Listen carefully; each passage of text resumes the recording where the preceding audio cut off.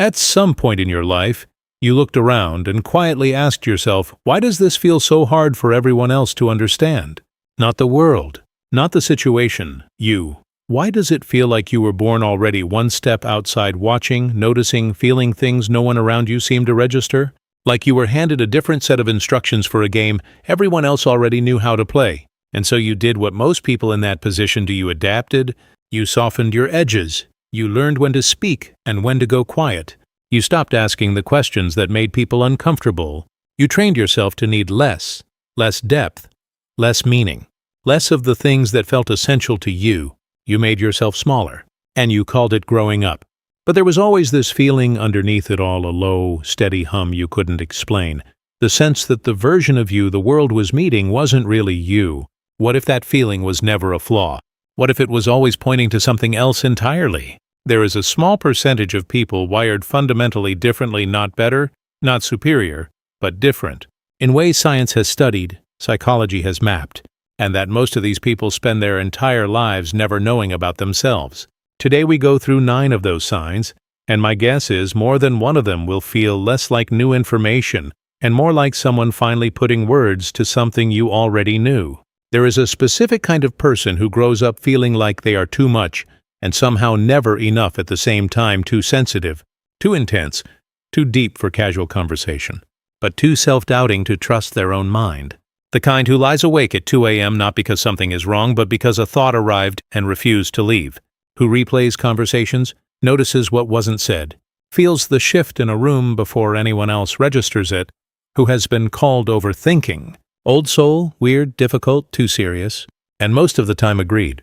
The first sign is that you have always felt slightly out of place even among people who love you, not because you don't care about them, but because there is a layer to how you experience life that most conversations never reach, and you can be in the middle of a room full of laughter and feel quietly alone, not sad exactly, just separate, like you are operating on a frequency no one else is tuned to. And that gap is not rejection, it is the distance between depth and surface, and you have been living on the deep end your whole life. The second sign is that you cannot stop asking why, even when the answer should be enough. Someone gives you an explanation, and your first instinct is not relief, but another question. You need to understand the mechanism, the root, the reason behind the reason, and people have found this exhausting. Teachers, partners, colleagues, but you could not turn it off. Because that is not stubbornness, that is an unusually active mind that finds half answers physically uncomfortable. And most people are satisfied by that's just how it is, but you never were and you never will be. The third sign is that you feel emotions at a volume others don't seem to register. A song hits you somewhere most people don't have a name for. A kind word from a stranger stays with you for days. An injustice that has nothing to do with you sits in your chest like a stone. And you have been told you are too emotional, too sensitive, that you need to toughen up. But your nervous system is not broken. It is built with more sensitivity, not less control. And that is not weakness dressed up as depth. It is depth. The fourth sign is that you had a rich, almost overwhelming inner life as a child. You didn't just play. You built entire worlds in your mind. You had thoughts about things children weren't supposed to think about, like death and fairness and why the universe exists at all. And adults didn't always know what to do with your questions. So you learned early to keep that inner world hidden, to perform normalcy. And that performance became so convincing you forgot it was a performance. But that child is still in there. And they were never strange, they were extraordinary. The fifth sign is that you see connections others completely miss. You pick up a concept in one area and immediately see how it mirrors something in a completely unrelated field. You understand systems, how things interact, how causes ripple into unexpected effects. And people who know you closely have probably called you perceptive or insightful or weirdly good at reading situations. Because gifted minds don't just process information. They pattern match across domains in ways most brains don't naturally do. And what feels like intuition to you is actually accelerated synthesis. The sixth sign is that you feel like an imposter. Even when you clearly know what you are doing, you have achieved things.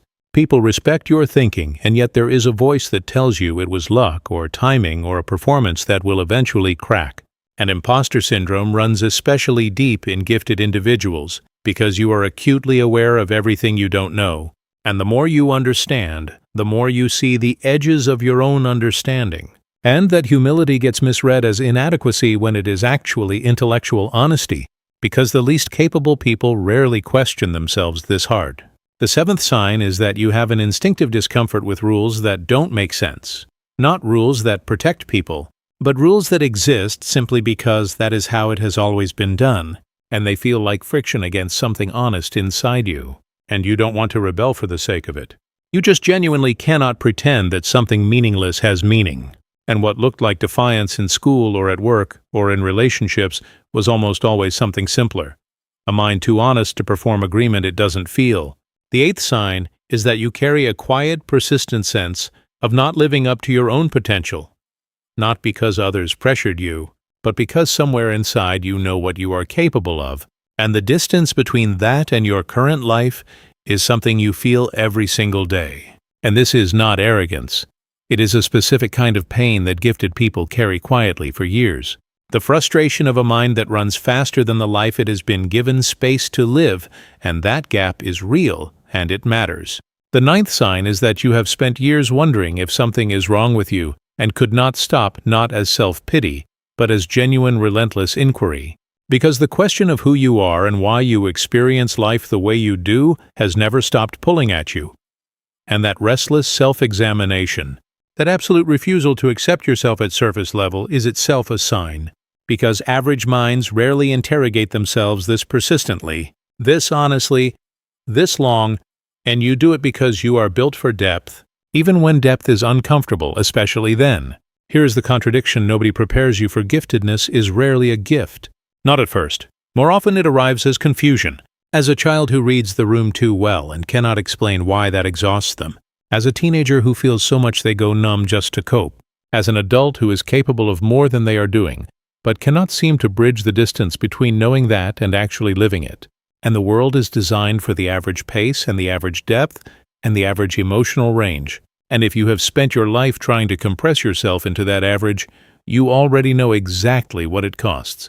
You know it in the exhaustion, in the relationships that almost worked, in the version of yourself you keep putting away, because this is not the right time or the right place or the right moment. But those same traits that made you feel broken are the ones that make you capable of things most people literally cannot do. And the sensitivity that once overwhelmed you is what allows you to connect and create and understand people at a depth that seems almost impossible from the outside. And the restless mind that gave you no peace is the same one that will not let an interesting problem go unsolved. And the question was never, what is wrong with you? The question was always, what do you do with a mind like this? Nobody is going to hand you a certificate. Nobody is going to sit you down and say, this is what you are, and this is what it means, and here is your map. And the recognition has to come from you, quietly, sometimes painfully, often years later than it should have. But this is what I want you to sit with tonight. The loneliness you felt was not evidence of your inadequacy. It was evidence of your depth in a moment that had no room for it. And the questions that kept you awake were not symptoms of a broken mind, but a mind that refused to stay on the surface. And the feeling of not fitting, not in the school or the job or the version of your life you are currently living. That is not failure, that is friction. The friction of a person who has not yet found the environment worthy of what they actually are. And that environment exists, that version of your life exists, you just have not stopped looking long enough to give up. Don't.